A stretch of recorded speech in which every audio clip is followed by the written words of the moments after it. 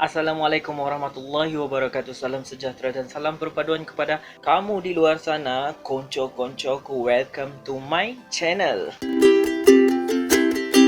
Pertama sekali saya ingin mengucapkan selamat menyambut Ramadan kepada semua my view, my subscriber yang beragama Islam ataupun tidak. Sebab saya tahu ramai juga yang ikut puasa kan.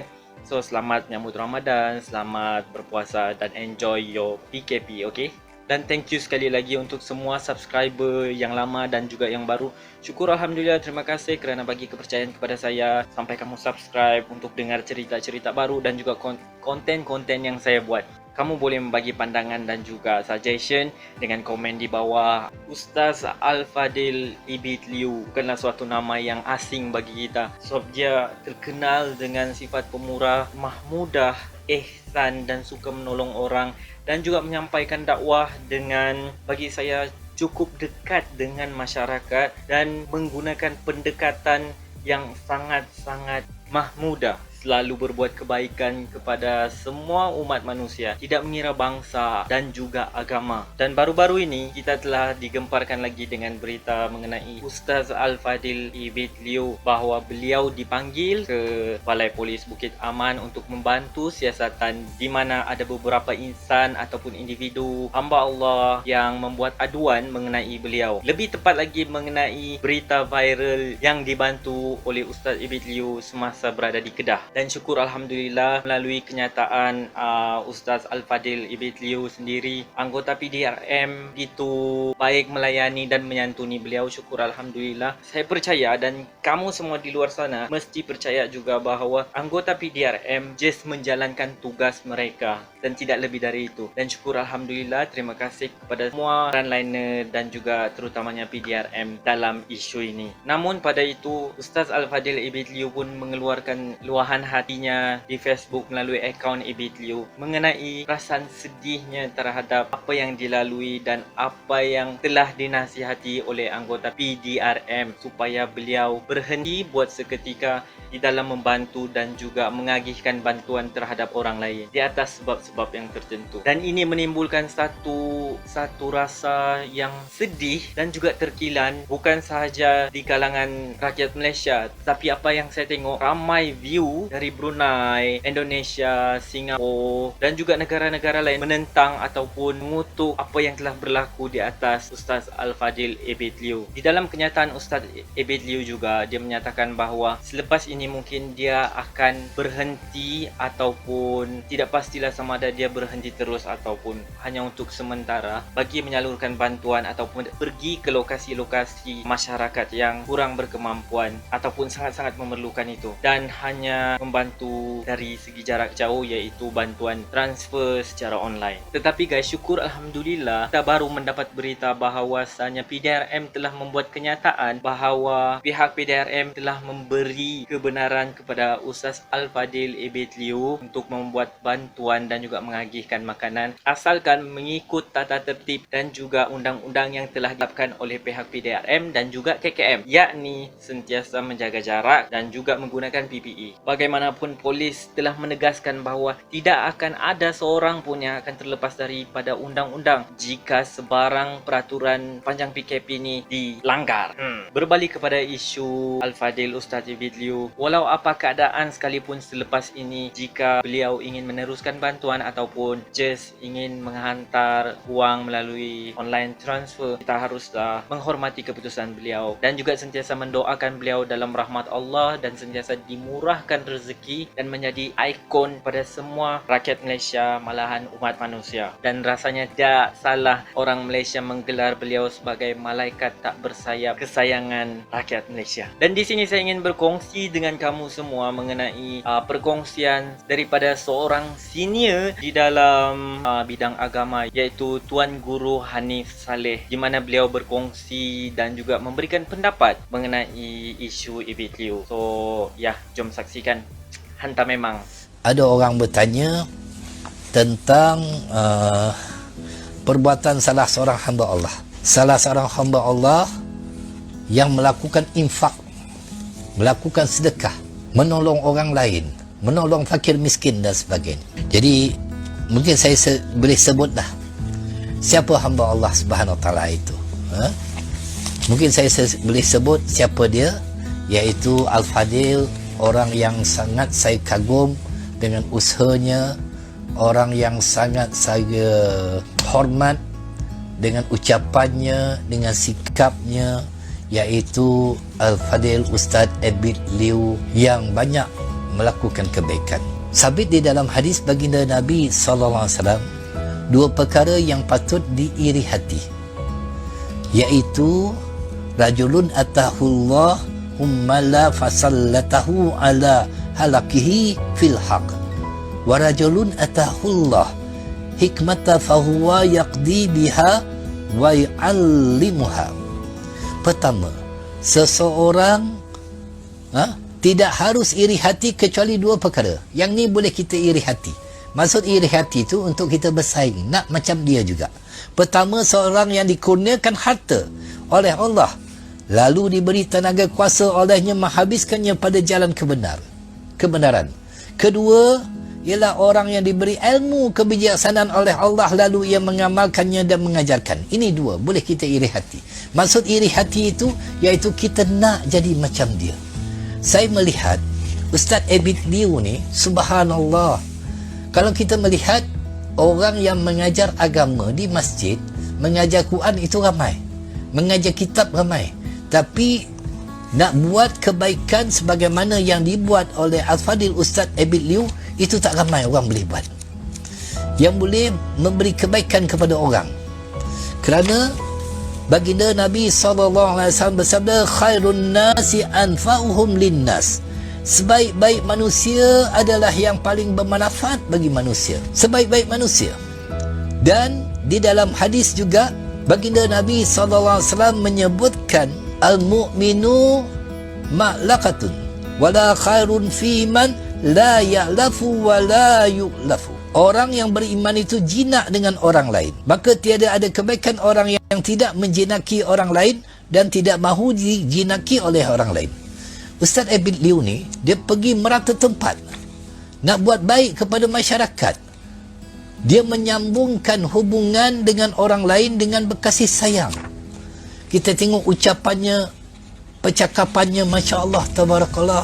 Orang yang sangat lembut, orang yang sangat tawadu, yang mudah menangis. Apabila saya melihat, saya tak adalah tengok Facebook dia, tak, tapi melalui YouTube, dengan usaha kerjanya tu, kita kadang-kadang tersentuh hati kita. Sebab kadang-kadang kita lupa, kita makan sedap, kita dapat nikmat macam-macam, tapi kita lupa kepada fakir miskin. Kita lupa perkara itu. Apabila dia menunjukkan gambaran fakir miskin itu, baru terasa hati kita betapa bersalahnya kita di hadapan Allah SWT, yang makan dengan begitu sedap, yang menikmati macam-macam, tetapi kita lupa ada orang yang susah yang ditunjukkan oleh Al-Fadil Ustaz Abid Liu untuk menyadarkan kita, terutamanya saya, untuk menyadarkan kita agar kita itu kembali semula kepada Allah, agar kita itu memikirkan tentang kesusahan orang lain. Subhanallah. Dalam satu hadis lagi, baginda Nabi SAW bersabda, qala Rasulullah SAW, lalu Rasulullah SAW bersabda kepada isterinya, siapa dia? Khadijah, laqad khasyitu ala nafsi. Qala lahu Khadijah, qala abshir, fa wallahi la yuziqallahu abada, wallahu innaka la tusallur rahima wa tasdaqul haditha wa tahmilul kalla wa taqsibul ma'duma wa taqwil daifa wa tu'inu ala nawaibul haq. Sesungguhnya aku takut terjadi ke atas diriku sesuatu yang tidak baik, iaitu setelah Nabi ditemui oleh Jibril alaihissalam pada kali yang pertama di Gua Hira, dan pada ketika itu Nabi masih belum tahu siapa itu Jibril. Maka Sayyidatina Khadijah radhiyallahu anha menjawab, tidak, sama sekali tidak akan berlaku sesuatu yang tidak baik ke atas dirimu, bahkan sebaliknya. Hendaklah engkau bergembira dengan kejadian itu demi Allah. Allah tidak akan menghinakan engkau selama-lamanya. Demi Allah, sesungguhnya engkau sentiasa menghubungkan silaturahim, benar dalam perkataan, menanggung penderitaan kaum yang lemah, mencarikan pekerjaan orang yang menganggur, menjamu tetamu dan membantu orang yang ditimpa musibah. Ini kerja kemasyarakatan. Sebagai seorang Muslim, bukan hanya sebagai seorang individu yang baik di masyarakat, tetapi lebih daripada itu. Dia bukan hanya seorang yang baik perangai pada dirinya, bahkan sentiasa berusaha untuk membuat kebaikan kepada orang lain. Ini yang ada kepada Ustaz Abid Liu, yang tidak ada kepada kita. Subhanallah, sangat terkesan dengan cara dia melakukan usaha kerjanya. Dia beri harta oleh Allah, dia menggunakan untuk membantu orang lain. Apapun niat dia, kita manusia tidak layak untuk menilai. Itu sebab itu semua nilaian daripada Allah Subhanahu Wa Taala. Dia telah membuka mata-mata orang-orang kaya agar melakukan perkara sebegitu. Dia telah membuka mata orang-orang yang bertanggungjawab dalam jabatan zakat dan sebagainya, jabatan agama, agar mencari orang-orang yang susah sebagaimana yang dia lakukan. Subhanallah. Kita doakan sentiasa Ustaz Abid Liu ni sentiasa mendapat kebaikan di sisi Allah kerana menebarkan kebaikan, menyambungkan hubungan antara makhluk dengan makhluk. Dia bukan pergi pada orang Islam saja, tak. Dia pergi kepada orang non-Muslim sekali. Bukan hanya dia melakukan kerja-kerja untuk menyampaikan bantuan sedekah, tidak. Dia juga masuk ke tempat orang-orang yang bersadah di penjara, sehingga kan dikhabarkan ada banduan-banduan yang telah mengkhatamkan Al-Quran beberapa kali asbab daripada nasihat yang disampaikan kepada banduan tersebut. Subhanallah. Orangnya sangat baik, perwatakannya lembut, lisannya sangat-sangat dijaga. Senantiasa dia apabila dia berjumpa dengan orang-orang yang susah ataupun orang yang dia tolong tu, dia menghargai kerana dia mengatakan orang itu adalah orang pilihan Allah Subhanahu Wa Taala. Itu sebab orang-orang begini yang berkata baik, Rasulullah bersabda, yujibul jannata it'amun ta'ami wa husnul kalam. Akan dimasukkan ke dalam syurga seseorang yang selalu memberi makan kepada orang lain dan selalu bertutur kata yang baik kepada orang lain. Kemana dia pergi saja, dia sangat disayangi oleh orang lain. Subhanallah. Kita doakan. Jadi kepada orang yang bertanya, itulah pandangan saya terhadap Ustaz Abid Liu. Saya senantiasa melihatnya sebagai idola kepada orang-orang yang mempunyai harta agar mengikut jalan yang dibuatnya. Kerana dia telah pun membuka mata orang-orang lain agar melihat di dalam kehidupan dunia ini ada orang yang susah. Dakwah kepada kemasyarakatan itu lebih luas lagi dakwah yang dibuat oleh Al-Fadil Ustaz Abid Liu. Saya tidak mengenalinya secara peribadi, tetapi daripada perwatakannya, daripada cara dia menyampaikan, subhanallah, orangnya sangat-sangat menjaga lisan, orangnya sangat-sangat berhemah, sangat-sangat lembut dalam tutur katanya, dan orangnya adalah orang-orang yang menggunakan perkataan yang begitu baik sebagaimana Nabi SAW bersabda, al-kalimatu tayyibatu sadaqah. Tutur kata yang baik itu merupakan satu sedekah. Dia sangat disenangi oleh masyarakat. Semua masyarakat menyenanginya. Kita doakan moga-moga Allah SWT akan senantiasa merahmati Ustaz Abid Liu, sentiasa memberi kebaikan kepadanya dalam memberikan kebaikan kepada orang lain. Moga-moga Allah SWT memilih juga kita dapat meniru akhlak yang ditunjukkan oleh Ustaz Abid Liu dan usaha yang dibuat oleh Al-Fadil Ustaz Abid Liu. Itulah pandangan saya terhadap Ustaz Abid Liu. Walaupun saya tidak begitu mengenalinya, mungkin pernah sekali saya bertemu dia di Gombak dulu, di Surau Hidayah. Di Gombak dulu pernah jumpa. Orangnya sangat lembut hatinya, sangat tawadu, sangat merendah diri, dan Allah SWT bagi jalan kepada dia untuk membuat kebaikan kepada orang lain. Jadi cukup sekadar itu. Moga-moga Allah SWT ampuni dosa kita. Moga-moga Allah SWT menjadikan hati kita senantiasa husnuzon terhadap kebaikan yang dilakukan oleh orang lain. Jangan ada rasa suuzon, bersangka buruk terhadap kebaikan yang orang lain buat. Moga-moga kita digunakan oleh Allah SWT akhlak yang mulia sebagaimana akhlaknya baginda Nabi SAW.